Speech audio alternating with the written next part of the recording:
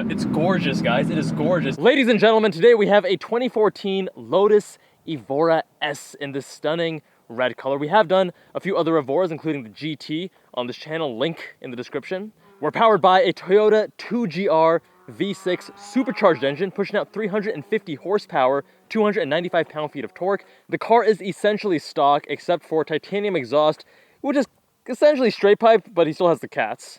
So it sounds fantastic. We have this Exta PS91 rubber, 275 in the rear, 235 up front. 19-inch wheels in the front, 20s in the rear. AP Racing brakes coming standard for these vehicles. Double wishbone in all four corners, we like that. The massive sill here, and check this out, guys. There's no dead pedal, your clutch is right there. And when my foot goes in, I literally don't have a place to rest.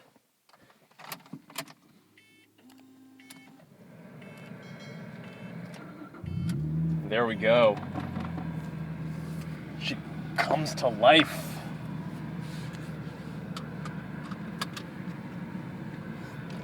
Now the pedals, there is literally no dead pedal. So my left foot is either on the clutch or I have to dorsiflex flex it and hold it stiff, which is, very Lotus in that, the ergonomics driving position is not ideal. I feel a little bit higher than I would like, and I'm wondering if that's due to, maybe because the roof feels really low and because of the visibility right here. But I think even compared to the gear shift and the steering wheel, I'd like to be a little bit lower if possible. We're going to enable sport mode, which puts essentially the idle revs 500 RPMs higher, as well as the red line goes from around 6,500 to around 7,000 RPM. And traction also goes into the halfway sporty mode. 6-speed manual. Very purpose-built interior. Not nearly as luxurious or well put together as a Porsche, but you're not buying a Lotus for that reason, obviously. We do have leather, which is nice. Manual transmission, great choice there by the owner. Very purpose-built HVAC controls right here. And hydraulic power steering. Lotus has some of the best hydraulic steering, just best steering period in the business. Now the gauge, this is super dim on the sides, which you can't really read. I'm just gonna have to rely on the analog in the center, because here we got like fuel and such, and can't really see it. It's too bright. Lotus problems.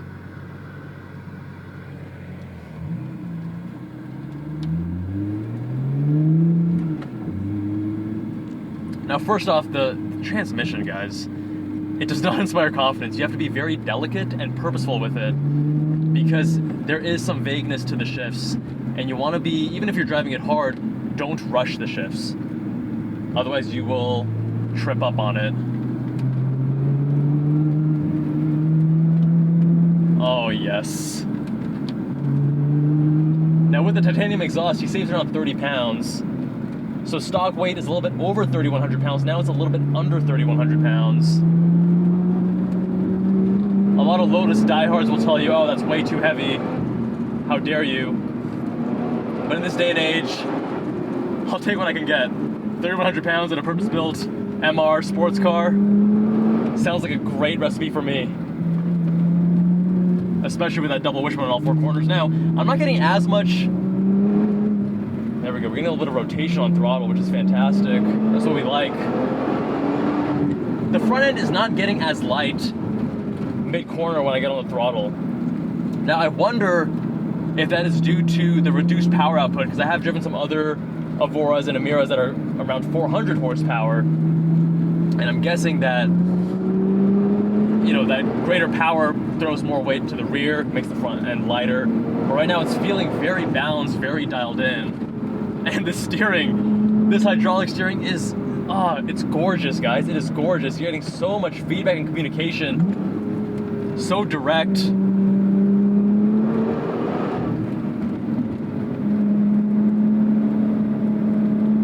I actually wouldn't even mind if it was a little bit heavier, but the actual feedback is coming through brilliantly, and the precision is great. Steering ratio, I also wouldn't mind it being a little bit faster, just for the, the overall ethos and character of the car.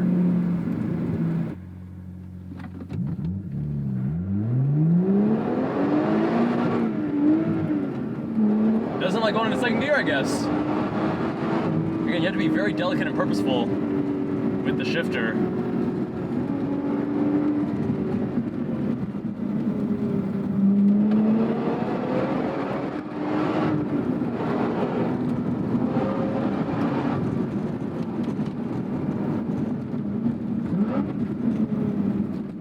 We are drive-by-wire, which means throttle response does take a little bit of time to get used to.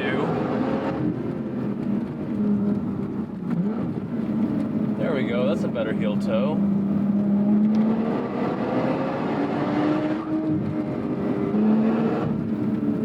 Very balanced, very neutral car. Able to get a little bit of rotation by really tossing it and getting very aggressive on the throttle. But it's not easily giving way to understeer, which I very much appreciate.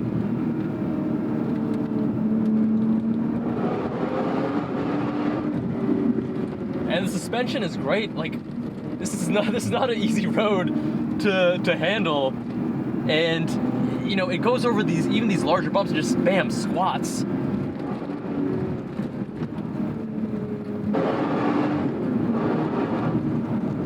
God, I love Lotuses. And you know, this vehicle, it's great that we have choice, right? Hallelujah capitalism, thank you for competition. You get the Porsche Cayman. There we go, now it's fine going in a second.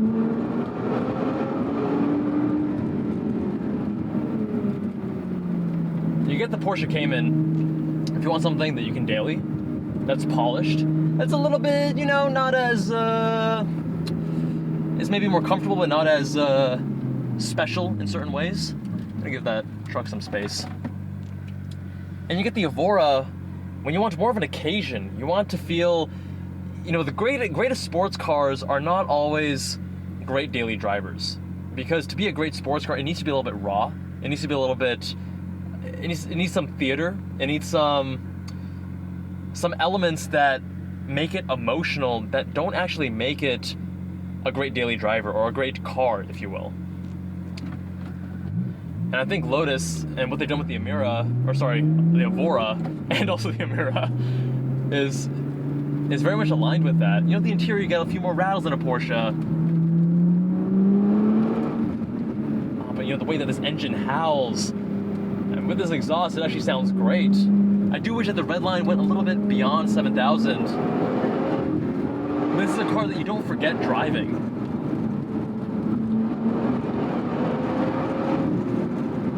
It's a car that maybe, you know, if you bought this, your girlfriend might complain a little bit. Hey, why don't you get the Porsche? It's a little bit more comfortable, a little bit more put together. But then you can show her a Lotus Elise and say, hey babe, at least I get this Lotus Elise. Look how comfortable this thing is compared to that. Alright, we're gonna give it another pull right here.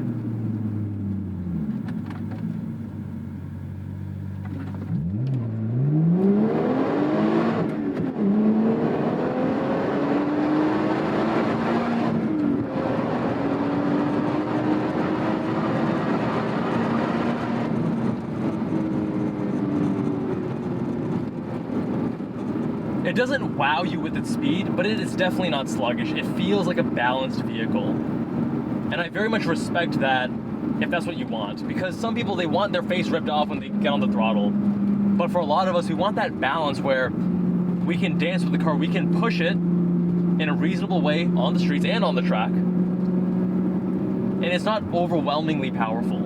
It's balanced, it's overall in harmony. And this car, the driving experience is very much in harmony. Some of the best steering, I mean, you guys, you don't get steering like this anymore. It is so, so, so good.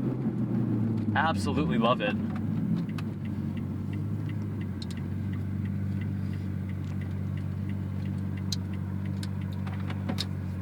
The transmission, that's probably the biggest letdown of the driving experience.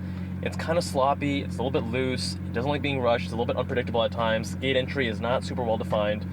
But later Evoras, you know, I've driven some Evora GTs that had much better manual transmissions, so they've definitely changed this. But apart from that, I mean, if you're okay with the interior, which, you know, for a dedicated sports car, I don't mind this at all, you know? This is such a special car.